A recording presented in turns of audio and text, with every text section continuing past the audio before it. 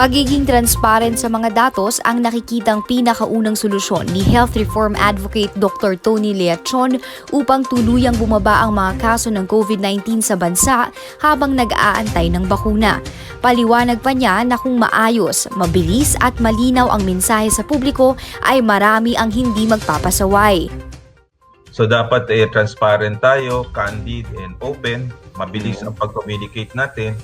At kung anong kakulangan natin, sabihin natin para sa ganun makatulong ang private sector. Kasi pag hindi natin sinabi sa taong bayan ang reason kung bakit sila magsasacrifice, hindi sila magtatalima . Ayon pa kay Doc Tony, hindi dapat hinahaluan ng politika ang mga ganitong sitwasyon kung saan ang higit na naaapektuhan ay ang taong bayan. Hindi dapat propaganda work, dapat ang ating communications. Advisor naman po ako .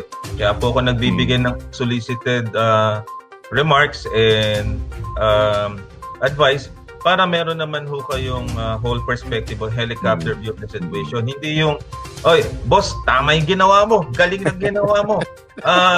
Ang ganda, pogi ho kayo sa nasyon. Ay, hindi naman ho ako ganong klaseng tao.